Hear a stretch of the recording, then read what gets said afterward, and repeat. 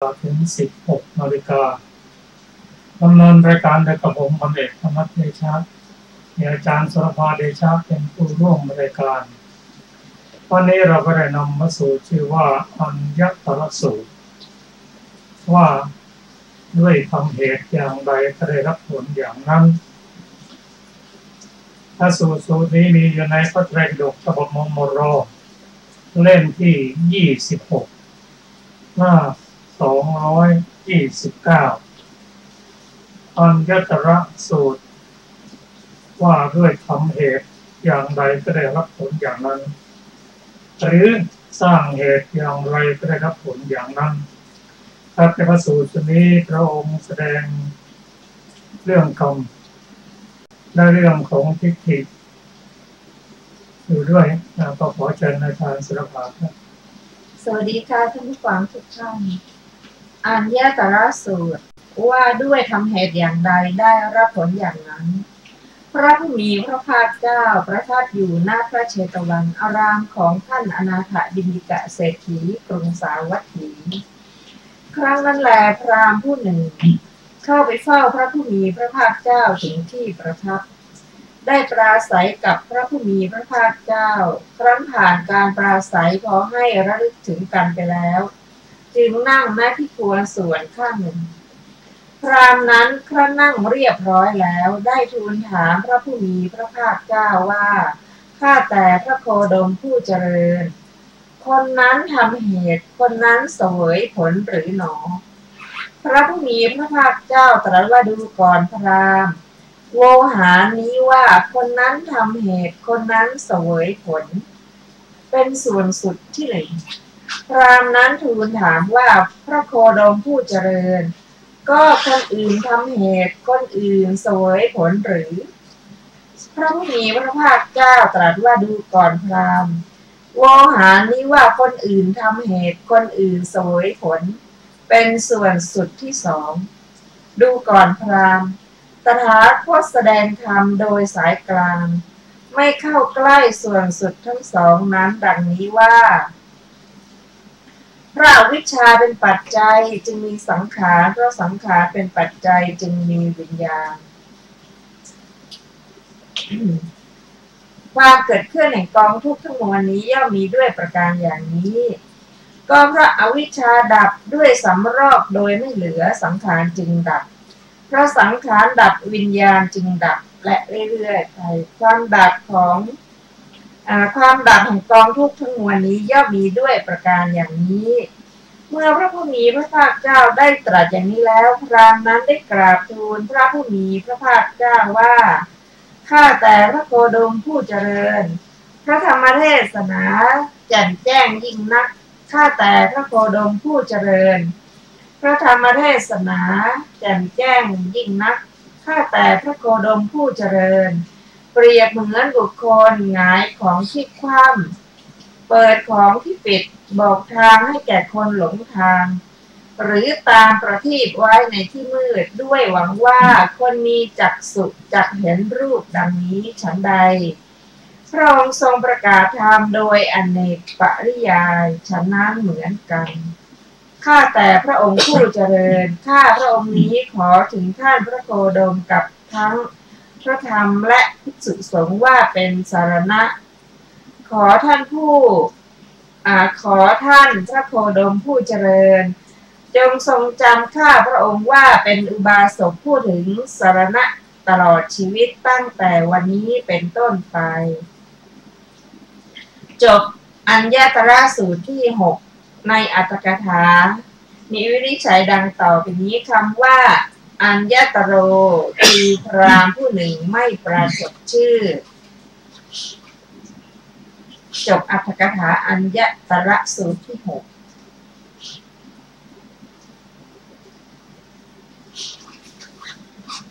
ท่านผู้ฟังที่เคารพพระสูตรนี้ถ้าได้ศึกษาแล้วก็จะมีอยู่2ในด้วยกันในที่หนึ่งนั้น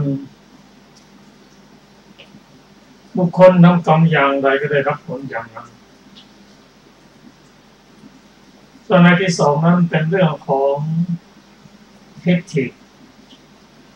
ที่ไปยึดมั่นว่าเป็นตัวเป็นตน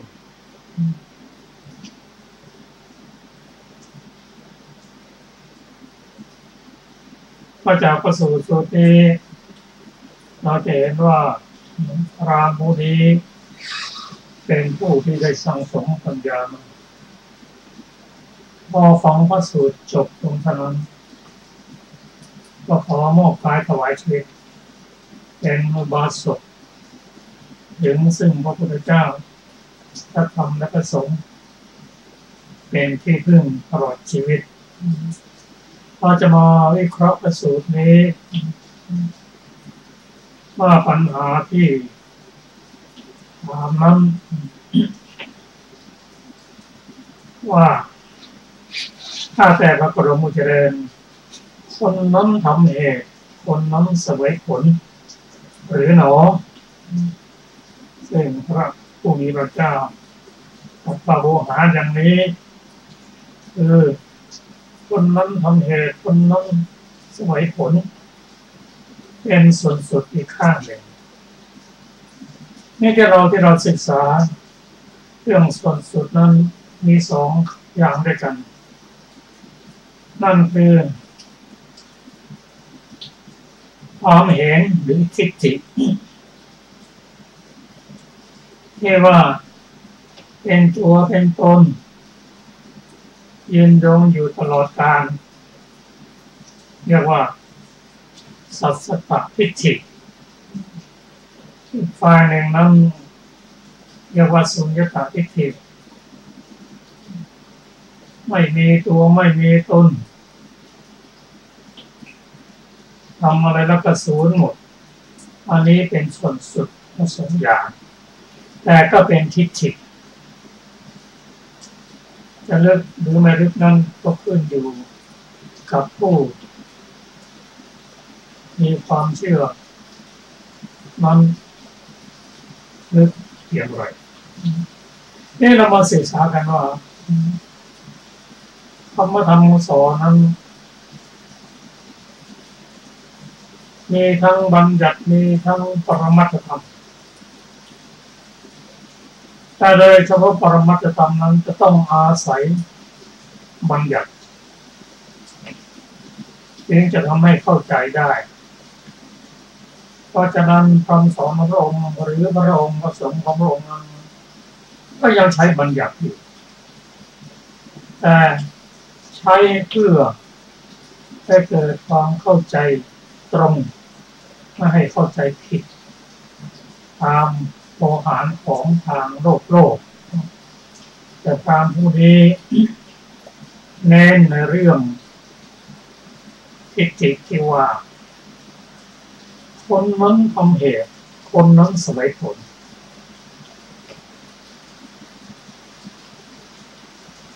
การนั้นยังติดอยู่ในบัญญัติแต่ได้ฟังว่าทำแล้วคนนั้นไม่มีผู้เสวยผลนั้นไม่ใช่คนแต่เป็นเวทนาเสวยผล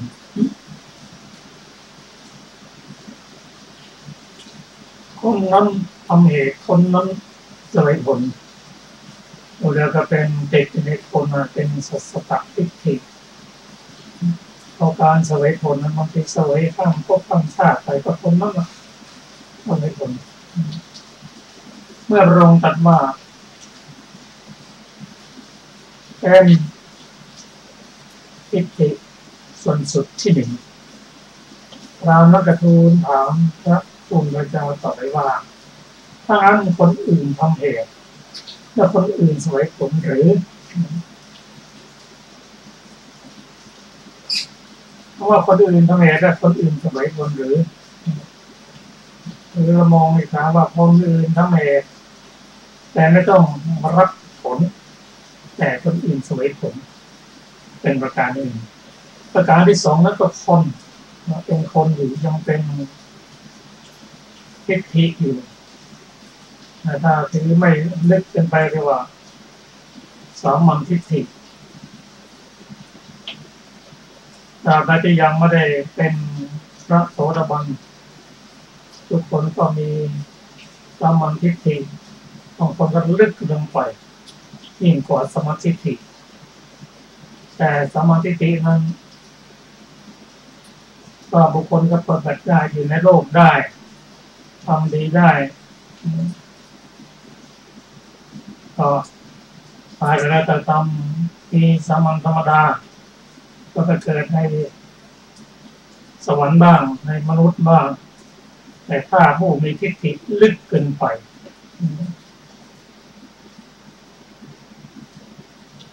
เช่นมีตัวไม่ตนเป็นตัวเป็นตนชั่วนิรันดร์เหมือนกับว่าพรหมท่านอยู่ตลอดชั่วนิรันดร์การเป็น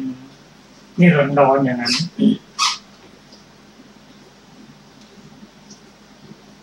เมื่อคนคิดอย่างนั้นโอกาสที่จะสั่งสมคุณงามความดีก็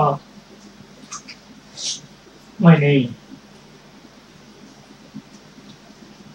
ก็คงอยู่อย่างนั้นเกิดเป็นคนอย่างนั้นคงอย่างนั้นก็ยังไงก็ยืนยงอยู่ได้แต่อีกด้านหนึ่งเรียกว่าสุญญตาทิฏฐิตายแล้วก็สูญไม่ต้องทำอะไรหรอกคุณงามความดีอะไรทำไปก็สูญเปล่าเราทั้งสองฝ่ายเรียกว่าสุดเป็นผู้ที่มีทิฏฐิสุดไปด้านใดด้านหนึ่งพระองค์ตรัสว่า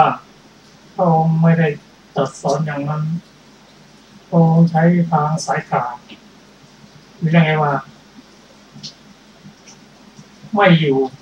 ยืนยงตลอดไปแล้วก็ไม่ใช่ศูนย์ไม่มีผลเลยไม่ใช่ทางกลาง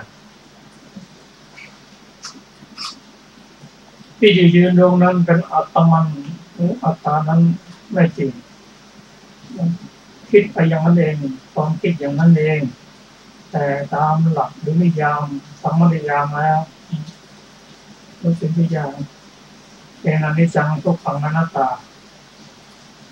เกิดขึ้นตั้งอยู่และก็ดับไปพอพระองค์ยกเหตุและผลให้ฟังเช่นนั้นเรียกว่าเป็นบุคคลที่มีปัญญาในระดับผู้ดีในตาน้อยพอเกิดมาแล้วในสมัยพระพุทธเจ้าได้เห็นพระพุทธเจ้าได้ตาเนื้อได้ฟังธรรมของพระองค์ฟังไปก็น้อมพิจารณาไปพอเห็นจริงตามปัญญาอย่างนั้นก็ที่พึ่งผ่านมานั้นเป็นที่พึ่งที่ไปพ้นจากทุกข์ยังติดอยู่ในทิฏฐิทั้งสัพพะทิฏฐิสุญญตาทิฏฐิไม่เป็นไปตามเหตุตามผลก็เห็นพระองค์ได้ตรัสปฏิจจสมุปบาทให้ฟัง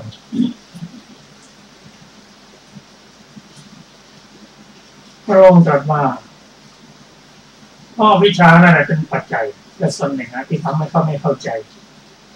จึงคิดอย่างนั้นเมื่อความไม่เข้าใจเพราะไม่มีปัญญาจึงมีสังขารคิดไปสูญเปล่าสัจตะยืนยงตลอดกาลนานหรือไม่หรือว่าดับไปกระสุนไปเลยปรุงแต่งไปอย่างนั้นทั้งปรุงแต่งเป็นด้านอาเดนชาคือ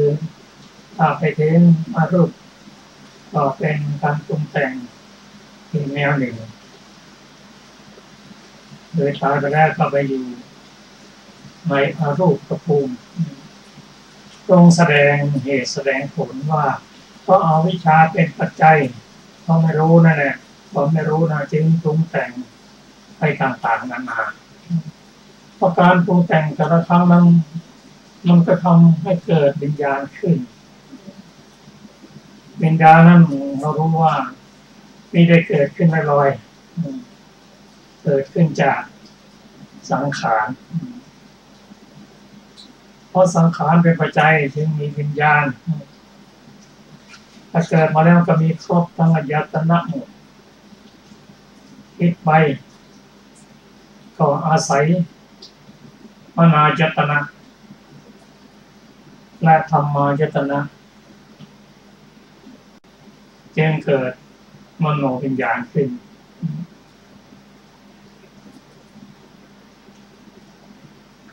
เมื่อวิญญาณเกิดขึ้นก็เป็นปัจจัยให้เกิดนามรูปนามรูปเป็นปัจจัยให้เกิดสลายตนะเกิดแก่คนแล้วก็มีพร้อมหมดละพร้อมที่จะใช้อายตนะตั้งภายในภายนอกทำให้เกิด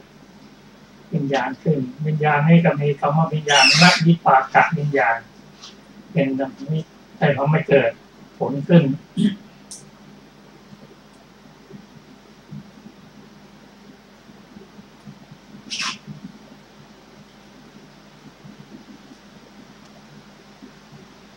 เพราะภาษาเป็นปัจจัยที่ให้เกิดเวทนา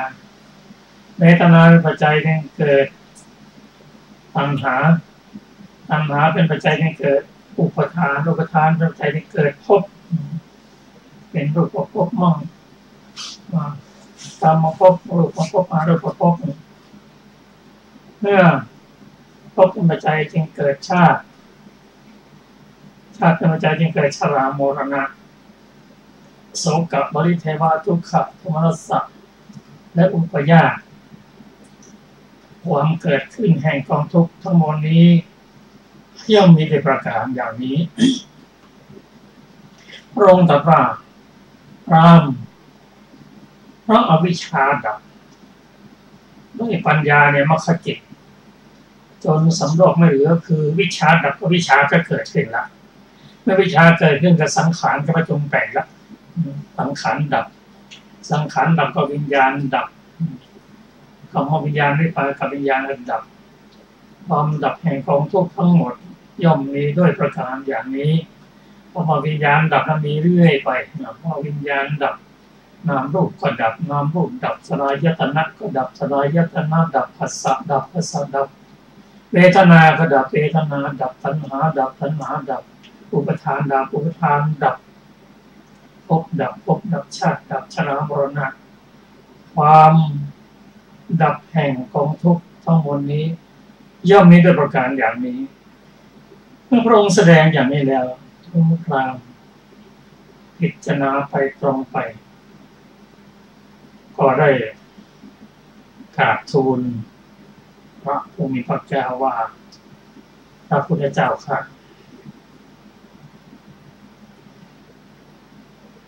พระองค์ทรงแสดงธรรมแจ่มแจ้งยิ่งนักเขามีความเข้าใจแล้วข้าแต่พระโคดมผู้เจริญพระธรรมเทศนาแจ่มแจ้งยิ่งนักข้าแต่พระโคดมผู้เจริญเปรียบเหมือนบุคคลขายของที่ฟังเปิดของที่ปิดบอกทางให้แก่คนหลงทางผู้ที่หลงทางก็คือมีมิจฉาทิฏฐินั่นแหละมีความเห็นผิดพระองค์ทรงตามประทีปไปในที่มืดได้หวังว่าคนมีจักษุคือคนมีปัญญาว่าสมควรจักเห็นรูปเห็นนามชั้นใดพระองค์ทรงประกาศโดยอเนกปริยายชั้นนั้นเหมือนกันข้าแต่พระองค์ผู้เจริญข้าพระองค์นี้ขอถึงพระโคดมกับทั้งพระธรรมและภิกษุสงฆ์ว่าเป็นสรณะขอท่านพระโคดมทรงจำข้าพระองค์ว่าเป็นอุบาสกผู้ถึงสรณะตลอดชีวิตตั้งแต่วันนี้เป็นต้นไปถ้าเราจะเห็นว่าผู้มีปัญญาได้ฟังธรรมจากพระพุทธเจ้าแล้วเห็นชัดว่าทางนี้เป็นทางที่จะพ้นแน่นอน จึงเกิดศรัทธาในพระพุทธเจ้าในพระธรรมพระสงฆ์แล้วมอบกายถวายชีวิตมีพระธรรมพระสงฆ์เป็นสรณะตลอดไปหน้าบุคคลอย่างนี้โอกาสที่จะกลับมาเป็นมิจฉาทิฏฐิอีกไม่ค่อยมีพอเห็นชัดได้ฟังธรรมจากพระเจ้าเป็นอย่างนั้นไม่เคยฟังมาก่อนเพราะฉะนั้นอย่างถ้าเราจะน้อมนำมาศึกษาน้อมนำมาปฏิบัติในชีวิตประจำวันเราก็รู้ว่าที่เรากล่าวว่าขอถึงพระพุทธเจ้าพระธรรมพระสงฆ์เป็นที่พึ่งตลอดชีวิต3 ครั้งเนี่ย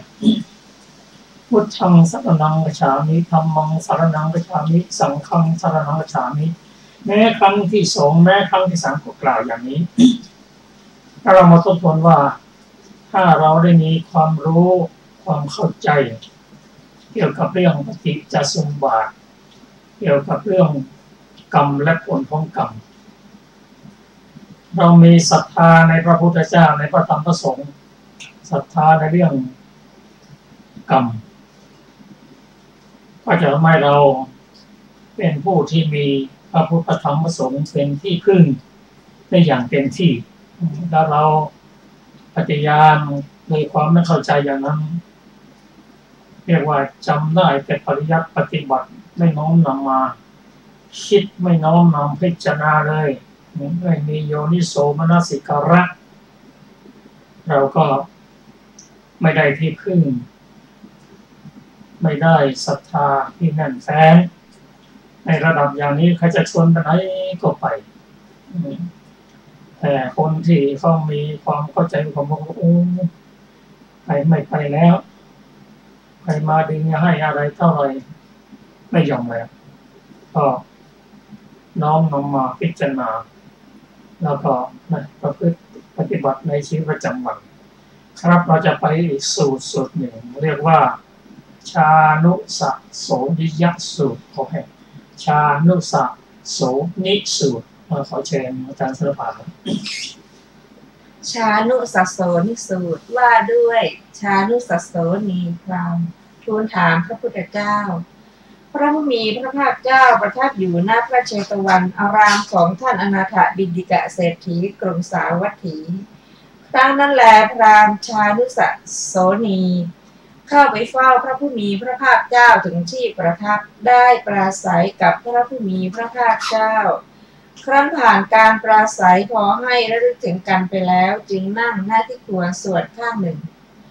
ครั้นนั่งเรียบร้อยแล้วชานุสโสนีพราหมณ์ได้ทูลถามพระผู้มีพระภาคเจ้าว่าพระโคดมผู้เจริญสิ่งทั้งปวงมีอยู่หรือหนอแลพระพุทธเจ้าดูก่อนพราหมณ์โวหารนี้ว่าสิ่งทั้งปวงมีอยู่เป็นส่วนสุดที่หนึ่งชานุโสพราหมณ์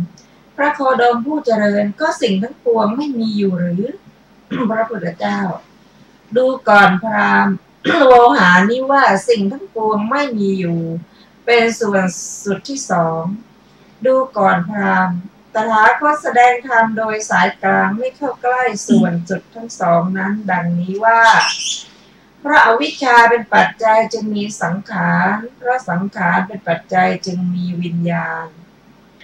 ความเกิดขึ้นแห่งกองทุกข์ทั้งมวลนี้ย่อมมีด้วยประการอย่างนี้ก็เพราะอวิชชาดับด้วยสำรอกโดยไม่เหลือสังขารจึงดับเพราะสังขารดับวิญญาณจึงดับความดับแห่งกองทุกข์ทั้งมวลนี้ย่อมมีด้วยประการอย่างนี้เมื่อพระผู้มีพระภาคเจ้าตรัสอย่างนี้แล้วชานุสโสนีพราหมณ์ได้กราบทูลพระผู้มีพระภาคเจ้าว่าข้าแต่พระโคดมผู้เจริญพระธรรมเทศนาแจ่มแจ้งยิ่งนักข้าแต่พระโคดมผู้เจริญเปรียบเหมือนบุคคลหงายของที่คว่ำเปิดของที่ปิดบอกทางให้แก่คนหลงทางหรือตามประทีปไว้ในที่มืดด้วยหวังว่าคนมีจักษุจักเห็นรูปดังนี้ฉันใดพระองค์ทรงประกาศธรรมโดยอเนกปริยายฉันนั้นเหมือนกัน ข้าแต่พระองค์ผู้เจริญข้าพระองค์นี้ขอถึงท่านพระโคดมกับทั้งพระธรรมและภิกษุสงฆ์ว่าเป็นสรณะขอท่านพระโคดมผู้เจริญจงทรงจำข้าพระองค์ว่าเป็นอุบาสกผู้ถึงสรณะตลอดชีวิตตั้งแต่วันนี้เป็นต้นไปจบชานุสโสนีสูตรที่7ซึ่งอัตถกถามีวินิจฉัยว่าคำว่าชานุสโสนิได้แก่มหาปุโรหิตผู้มีสมบัติ80 โกฏซึ่งได้ชื่ออย่างนั้นด้วยอำนาจฐานันดรจบอัตถกถาชานุสโสนิสูตรที่7ชานุสักโสนีพราหมณ์เป็นมหาปุโรหิตเป็นที่ปรึกษาของพระราชามีทรัพย์สินตั้ง80 โกฏมีสิ่งทั้งปัญญาและก็มีทรัพย์สินด้วยแต่ก็ยังเป็นมิจฉาทิฏฐิคือความเห็นผิดเป็นผู้มีปัญญาดังที่เรียนให้ทราบมาเกิดในสมัยพระพุทธเจ้าทรงเห็นพระองค์ด้วยตาเนื้อได้ฟังธรรมจากต่อหน้าพระพักตร์ได้พิจารณาปัญญาที่มีอยู่แล้วแต่เป็นญาที่ผิดเป็นมิจฉาทิฏฐิได้อย่างไรก็ตามด้วยปัญญาที่สั่งสมมาพอได้ฟังธรรมจากพระพุทธเจ้าก็สว่างไสวรู้ชัดแล้วเพราะพุทธศาสนานั้นเป็นศาสนาแห่งเหตุและผลเพราะเหตุอย่างนี้มีเหตุอย่างนี้ก็มีผลอย่างนี้ถ้าไม่สร้างเหตุก็ไม่เกิดเหตุไม่เกิดผลเพราะฉะนั้นปัญหาที่ว่าข้าแต่พระโคดมผู้เจริญสิ่งทั้งปวงมีอยู่หรือหนอแลนี่เป็นความเห็นที่ผิดว่ามีอยู่หรือเป็นที่ถูกประมาณถ้ามีเหตุก็มีถ้าไม่มีเหตุมันก็ไม่มีตรงแต่ว่าเป็นส่วนสุดที่2พอไหมเป็นส่วนสุดที่1พอได้ฟังอย่างแล้วก็ทูลถามพระผู้มีพระภาคเจ้าว่าพระโคดมผู้เจริญสิ่งทั้งปวงไม่มีอยู่หรือก็ไม่มีผลสร้างเหตุไม่มีผลมันสุดตรงมีแต่ไม่มีผลสร้างเหตุแต่ไม่เกิดผลหรือว่ามันไม่มีเลย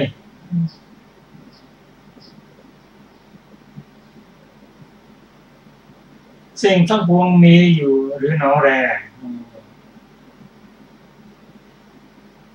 หรือว่าถามต่อไปอีกสิ่งทั้งปวงไม่มีอยู่หรือตรงแสดงปฏิจจสมุปบาทให้ฟังพอจบแล้วสว่างสวัยขึ้นมาเลย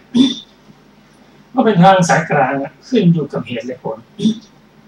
องค์ทรงยกปฏิจจสมุปบาทว่าเพราะอวิชชาเป็นปัจจัยจึงมีสังขาร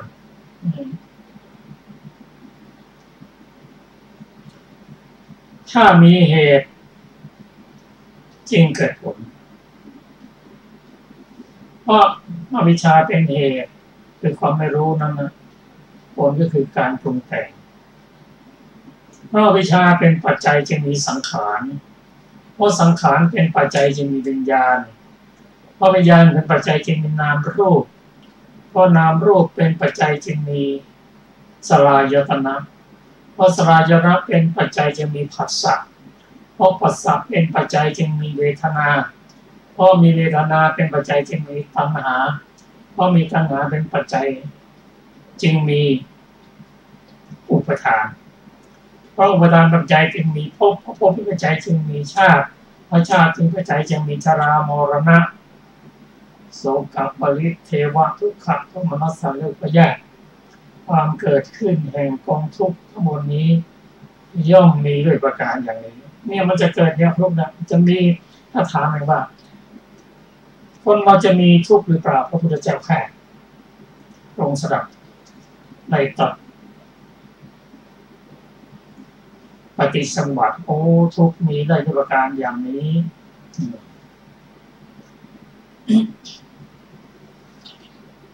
หรือถ้าจะกราบทูลถามว่าพระพุทธเจ้าแค่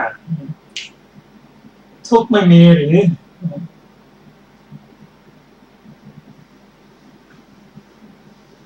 ก็ต้องสร้างเหตุพระองค์นี้ได้ตรัสว่าเพราะความไม่รู้ดับไปหรืออวิชชาดับไปด้วยการสำรอกด้วยไม่เหลือคือเป็นผู้ที่มีปัญญาที่อยู่ในมรรคจิตปัญญามรรคจิตสี่สำรอกอวิชชาคือพอไม่รู้หมดไปปัญญาก็เกิดขึ้นเมื่อปัญญาเกิดขึ้นแล้วสังขารก็ไม่ปรุงแต่งแล้วคำว่าสังขารปรุงแต่งตอนนี้ก็ได้แก่ถ้ามีปัญญาเกิดขึ้นเช่นพระอรหันตบุคคลท่านไม่ปรุงแล้วแม้แต่เป็นบุญเป็นบาปท่านก็ไม่ปรุงแล้วเห็นก็สักก็เห็นได้ยินก็สักได้ยินได้กลิ่นก็สักได้กลิ่นได้ลิ้มรสก็สักได้ลิ้มรสถูกต้องโผฏฐัพพะทางกายก็เป็นไปกลางๆไม่ยึดติด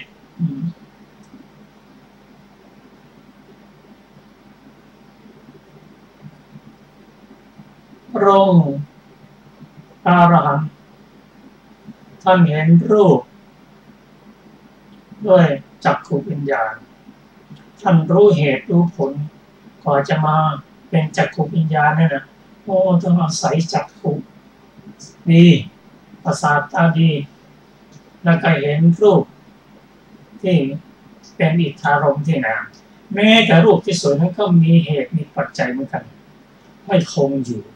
อย่างเดิมท่านเห็นชัดอย่างนี้เช่นเห็นดอกไม้ในตอนเช้าเช่นยกตัวอย่างเช่นดอกกุหลาบนี่กำลังตุ่มมีน้ำค้างเกาะอยู่กลีบเขยมา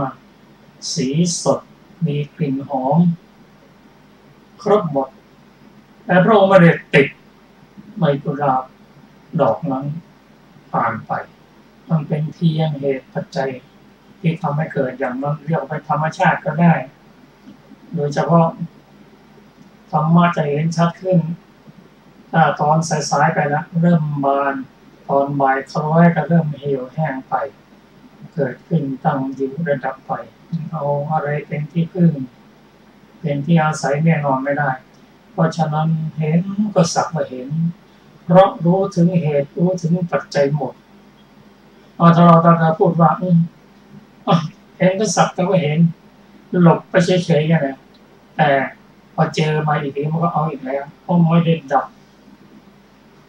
อย่างสมบูรณ์หรือว่าดับอย่างสมุทเฉทพระองค์ตรัสว่าเพราะอวิชชาคือความไม่รู้สำรอกด้วยปัญญาในมรรคจิตสี่การปรุงแต่งเป็นบุญเป็นบาปจึงไม่เอาแต่นำมาเป็นอะไรก็ยังทำงานทำหน้าที่อยู่ยังพูดยังกระทำอยู่แต่ไม่มีผลไม่ได้นำไปเกิดเพราะไม่ได้ติดเป็นกิริยาหมดไม่เป็นบุญไม่เป็นบาปเพราะการปรุงแต่งดับวิปากวิญญาณกันดับในกรรมวิญญาณวิปากวิญญาณกันดับวิญญาณดับนามรูปก็ดับนามรูปดับสลายตนะจึงดับสลายตนะดับผัสสะดับภาษาดับ เวทนาดับไม่มีทุกข์ไม่มีสุขเพราะละทุกข์ละสุขเสร็จแล้วแม้ไม่ทุกข์ไม่สุขก็รับด้วยความเข้าใจเมื่อเวทนาดับตัณหาคือความอยากหมดดับเป็นหมดไม่อยากเป็นนนเป็นนี่ละไม่อยากเป็นมนุษย์ไม่อยากเป็นเทวดาไม่อยากเป็นพรหมหมดโลภะโทสะโมหะหมดแล้ว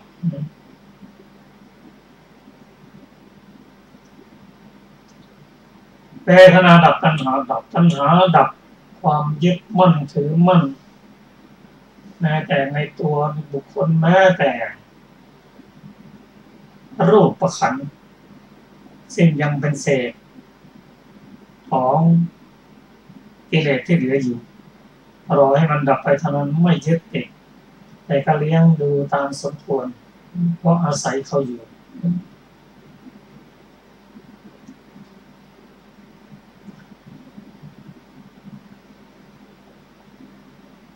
เพราะอุปทานดับ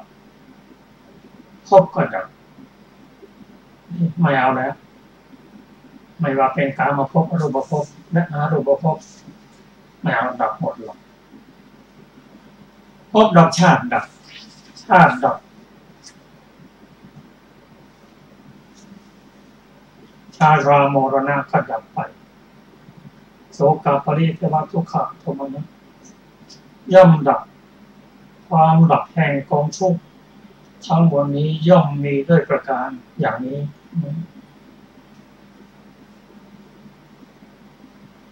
การดับนี้ถึงพระเจ้าค่ะแต่คิดว่าดับโดยไม่มีโดยไม่เข้าใจเหตุและผลมันหมายถึงว่าผลมีเหตุไม่มีไม่ใช่มีทั้งเหตุและผลก็เมื่อพระพุทธเจ้าพระองค์ตรัสอย่างไรชานุสัสโสดีพราหมณ์ได้กราบทูลขอพระองค์ธรรมะของพระองค์พระสงฆ์ของพระองค์เป็นที่พึ่งตลอดชีวิตไม่มีที่พึ่งอื่นใดยิ่งกว่าทำให้เกิดปัญญาให้เห็นของจริงอย่างนี้ไม่มีแล้วต่อไปนี้ใครมาเชิญชวนไปที่ไหนก็ไม่ไปแล้วขอมีพระพุทธเจ้ามีพระธรรมมีพระสงฆ์ที่พึ่งถ้ามันไม่ไปก็เห็นเหตุเห็นผลหมดแล้วมีปัญญาเห็นแล้วคนอื่นที่มาชวนก็ไม่มีปัญญาหรอกว่าเขาจะนับถือใครเขาถึงใครนั้นเขาผ่านครูบาอาจารย์มาไม่น้อยก็ไม่เหมือนไม่มีเหตุไม่มีผลเหมือนกับพระองค์ขอพระองค์ทรงจำข้าพระองค์ว่าเป็นอุบาสกผู้ถึงสรณะตลอดชีวิตตั้งแต่วันนี้เป็นต้นไปครับเราจะไปอีกสุดหนึ่งขอเชิญอาจารย์สุรภาโลกายติกะสูตรว่าด้วยโลกายตะพระผู้มีพระภาคเจ้าประทับอยู่ณพระเชตวันอารามของท่านอนาถบิณฑิกะเศรษฐีกรุงสาวัตถีครั้งนั้นแลพราหมณ์ผู้รอบรู้คัมภีร์โลกายตะเข้าเฝ้าพระผู้มีพระภาคเจ้าถึงที่ประทับครั้นนั่งเรียบร้อยแล้วพราหมณ์ผู้รอบรู้คัมภีร์โลกายตะได้ทูลถามพระผู้มีพระภาคเจ้าว่าพระโคดมผู้เจริญสิ่งทั้งปวงมีอยู่หรือหนอพระผู้มีพระภาคเจ้าดูก่อนพราหมณ์ข้อที่ว่าสิ่งทั้งปวงมีอยู่นี้เป็นทิฏฐิว่าด้วยความสืบต่อแห่งโลกที่หนึ่งโลกายตะข้าแต่พระโคดมผู้เจริญก็สิ่งทั้งปวงไม่มีอยู่หรือพระผู้มีพระภาคเจ้าดูก่อนพราหมณ์ข้อที่ว่าสิ่งทั้งปวงไม่มีอยู่นี้เป็นทิฏฐิว่าเป็นความด้วยความสืบต่อแห่งโลกที่สองโลกายตะข้าแต่พระโคดมผู้เจริญสิ่งทั้งปวงมีสภาพเป็นอย่างเดียวกันหรือพระผู้มีพระภาคเจ้าดูก่อนพราหมณ์ข ข้อที่ว่าสิ่งทั้งปวงมีสภาพเป็นอย่างเดียวกันนี้เป็นทิฏฐิว่าด้วยความสืบต่อแห่งโลกที่สาม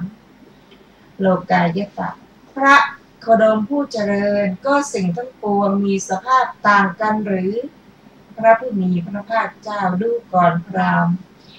ข้อที่ว่าสิ่งทั้งปวงมีสภาพต่างกันนี้เป็นทิฏฐิว่าด้วยความสืบต่อแห่งโลกที่สี่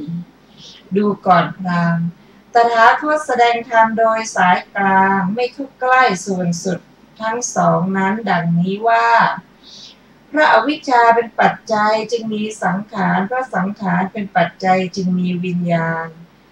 ความเกิดขึ้นแห่งกองทุกข์ทั้งมวลนี้ย่อมมีด้วยประการอย่างนี้ก็เพราะอวิชชาดับด้วยสำรอกโดยไม่เหลือสังขารจึงดับเพราะสังขารดับวิญญาณจึงดับ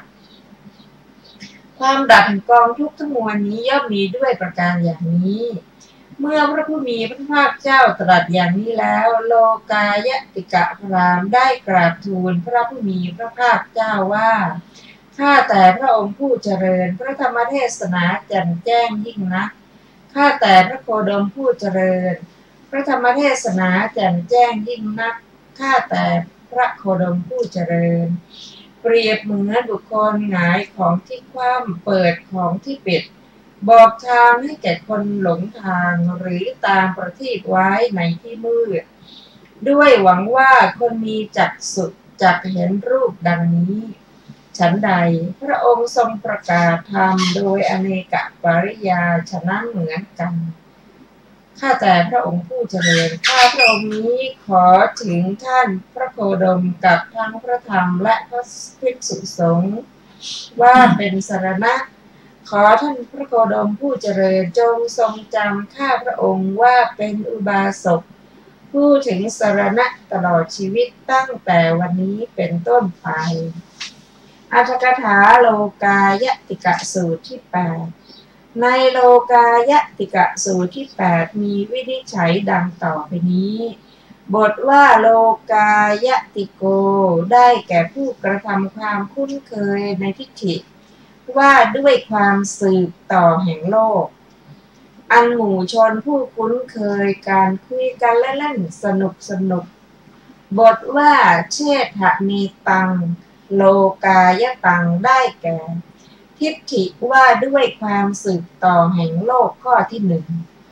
บทว่าโลกายตังได้แก่ความสืบต่อแห่งโลกนั่นเองคือความสืบต่อแห่งโลกภาลปุถุชนได้แก่ทิฏฐิว่ามีเล็กน้อยอันบุคคลเข้าไปทรงจำว่าใหญ่ว่าลึกด้วยบทว่าเอกัตตังนี้พราหมณ์ชื่อชานุสะโสนี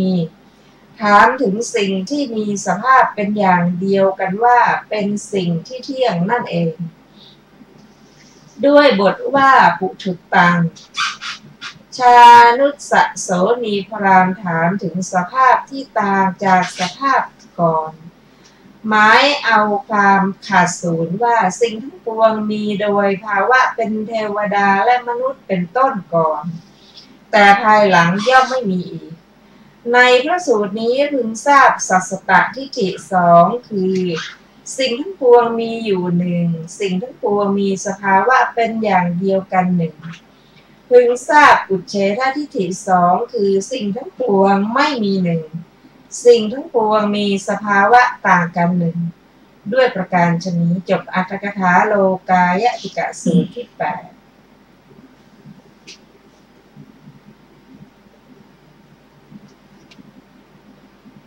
พระสูตรที่ชื่อว่าโลกายติกะสูตรเขาว่าด้วยโลกายะโลกายตะคือการสืบต่อ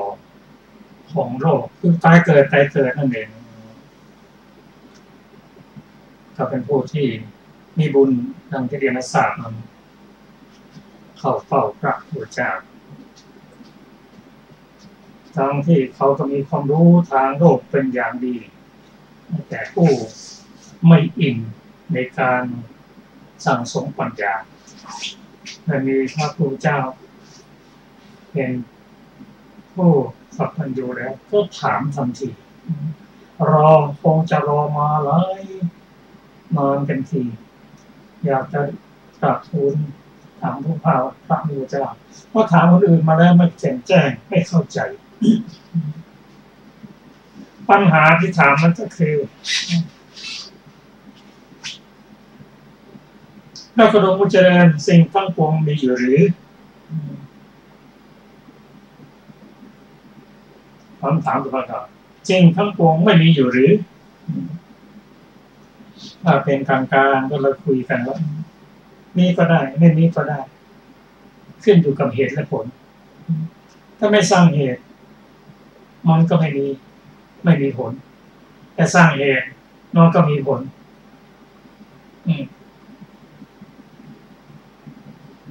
เราตรัสว่าดูคำพราหมณ์ข้อที่ว่าสิ่งทั้งปวงมีอยู่หรือมีสิ่งทั้งปวงมีอยู่นี้เป็นทิฏฐิความสืบต่อแห่งโลกที่หนึ่งก็หมายถึงการเกิดตายเกิดตายนั่นเอง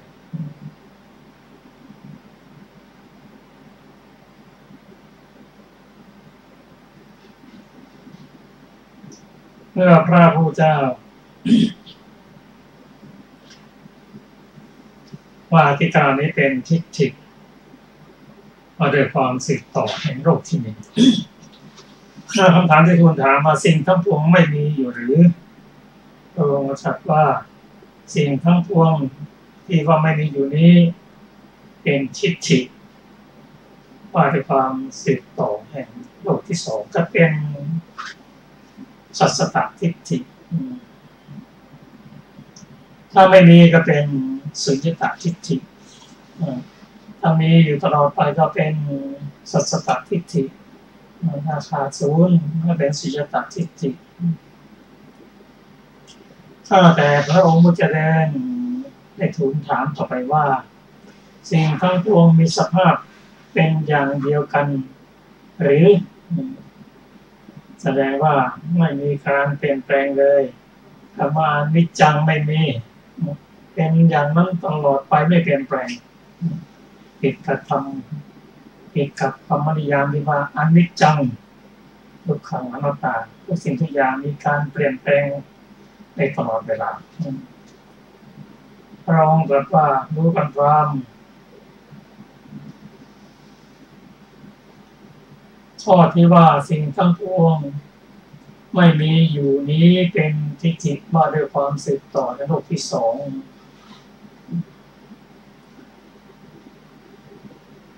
ทูลถามต่อไปว่าข้าแต่พระองค์ผู้เจริญสิ่งทั้งปวงมีสภาพเป็นอย่างเดียวกันหรือ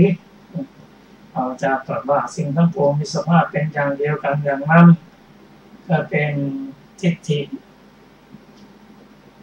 มาด้วยความสืบต่อแห่งโลกที่สามให้ทูลถามต่อไปว่าก็สิ่งทั้งปวงมีสภาพต่างกันหรือพระพุทธเจ้าตรัสว่าสิ่งทั้งปวงมีสภาพต่างกันนี้ก็ว่าด้วยความสืบต่อโลกที่สี่ก็เป็นทิฏฐิคือความเห็นผิด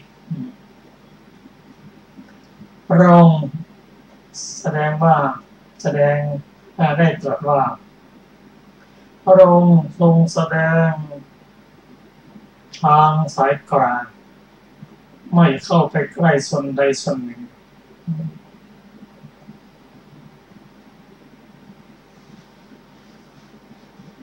มีก็ไม่ปฏิเสธ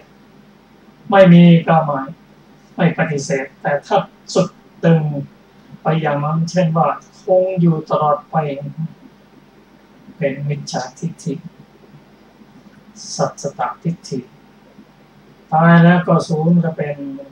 สุญญตทิฏฐิเราจัดทางสายกลางถ้าสิ่งนั้นมีสิ่งนั้นจึงมีถ้าสิ่งนั้นไม่มีสิ่งนั้นก็ไม่มี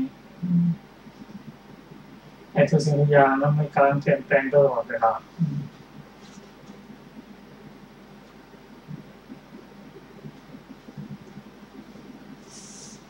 ก็เป็นการแสดงปฏิจจสมุปบาทให้ พราหมณ์ได้เข้าใจ เพราะฉะนั้นวิชาปฏิจจสมุปบาทนั้นพระองค์แสดง แก่ผู้ที่ฟังแล้วสามารถจะเข้าใจ ในเรื่องปัจจัย เรื่องเหตุผลยิ่งพระองค์ตรัสว่าพราหมณ์เพราะอวิชชาเป็นปัจจัยจึงมีสังขาร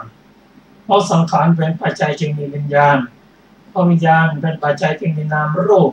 เพราะนามรูปเป็นปัจจัยจึงมีสลายตนะเพราะสลายตนะเป็นปัจจัยจึงมีผัสสะเพราะผัสสะเป็นปัจจัยจึงมีเวทนา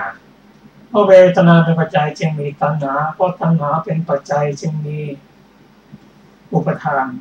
เพราะอุปทานเป็นปัจจัยจึงมีภพเพราะภพปัจจัยจึงมีชาติเพราะชาติเป็นปัจจัยจึงมีชรามรณะโสกปริเทวะอันนี้เป็นความเกิดของทุกข์ทั้งปวงพระองค์แสดงฝ่ายดับถ้าเอาวิชาดับหรือเป็นผู้มีวิชาวิชาจะดับได้ด้วยปัญญาขั้นสูง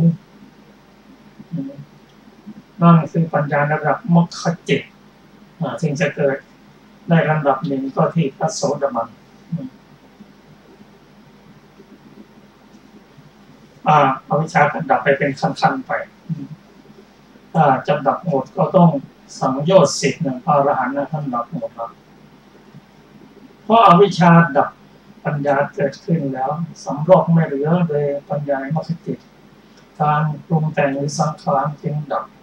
เพราะการปรุงแต่งดับสังขารดับวิญญาณจึงดับเพราะวิญญาณดับนามรูปจึงดับเพราะนามรูปดับสลายตนะจึงดับสลายตนะเลยเราจะมีทั้งภายในภายนอกภายในได้แก่ตาหูจมูกลิ้นกายใจรูปเสียงกลิ่นรสโผฏฐัพพะและธรรมารมณ์เป็นสลายตนะภายในและภายนอกถ้าไม่มีสองอย่างนี้วิญญาณก็ไม่เกิดขึ้นพอสลายตนะและผัสสะมันก็ไม่มีการกระทบไม่มีเมื่อผัสสะดับเวทนาก็ดับเวลานั่งเวลาพระอรหันต์ท่านนั่งนะกายภาษาทะกระทบกับที่นั่งมันนุ่มนวลแล้วเพราะสลายตนะเป็นปัจจัยเวทนาไม่ปรุงแต่งแล้วนั่งก็นั่งอย่างนั้นแหละพระอรหันต์ท่านอยู่ที่ไหนก็เป็นสุขตลอดไปหมดท่านไม่ติดเพราะฉะนั้นเมื่อเวทนาดับ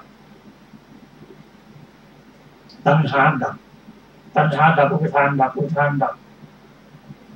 ภพดับชาติดับชรามรณะก็ดับกองทุกข์ทั้งหมดก็